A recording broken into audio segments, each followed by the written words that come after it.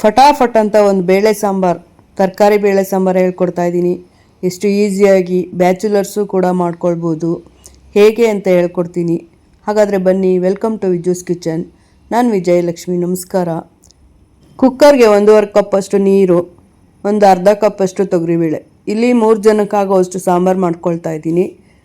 ಇದೊಂದು ಸ್ವಲ್ಪ ಕುದಿ ಬಂದಮೇಲೆ ಈರುಳ್ಳಿ ಒಂದು ಅರ್ಧ ಕಪ್ಪಷ್ಟು, ಟೊಮೆಟೊ ಒಂದು ಅರ್ಧ ಕಪ್ಪು, ಮತ್ತು ಹುರುಳಿಕಾಯಿ, ಆಲೂಗಡ್ಡೆ, ಬೇಕಾದ್ರೆ ನೀವು ಯಾವ ತರಕಾರಿನಾದ್ರು ಹಾಕ್ಕೊಳ್ಬೋದು. ಸ್ವಲ್ಪ ಎಣ್ಣೆ, ಒಂದು ಸ್ವಲ್ಪ ಅರಿಶಿನ ಹಾಕ್ಬಿಟ್ಟು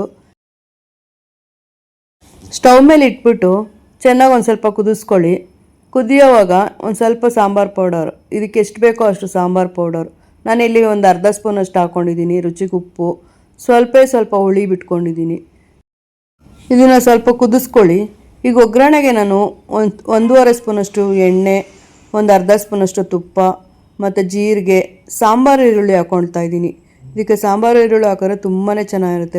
2 ಒಣಮೆಣ್ಸಿನ್ಕಾಯಿ, 2 ಬೆಳ್ಳುಳ್ಳಿ ಜಜ್ಜಿರೋದು, ಕರಿಬೇವು ಹಾಕಿ ಚೆನ್ನಾಗಿ ಒಂದು ಸ್ವಲ್ಪ ಬಾಡಿಸಿದ್ಮೇಲೆ ಸಾಂಬಾರಿಗೆ ಹಾಕಿ ಕುದಿಸಿ ರುಚಿಯಾಗಿರೋ ಒಂದು ಬೇಳೆ ಸಾಂಬಾರು ರೆಡಿ. ಬಿಸಿ ಬಿಸಿ ಅನ್ನಕ್ಕೆ ಸೂಪರಾಗಿರುತ್ತೆ. ತುಪ್ಪದ ಜೊತೆ ಹಾಕ್ಕೊಂಡು ತಿಂತಾಯಿದ್ರೆ ಮಜವಾಗಿರುತ್ತೆ. ಹಾಗಿದ್ರೆ ಯಾಕೆ ತಡ, ನೀವು ಮಾಡ್ಕೊಳ್ಳಿ. ಹೇಗೆ ಬಂತು ಅಂತ ಕಮೆಂಟ್ಸಲ್ಲಿ ಹೇಳಿ. ಹೀಗೆ ನೋಡ್ತಾ ಇರಿ, ಸಬ್ಸ್ಕ್ರೈಬ್ ಮಾಡ್ಕೊಳ್ಳಿ ನಮ್ಮ ಚಾನಲ್ನ. Thank you very much.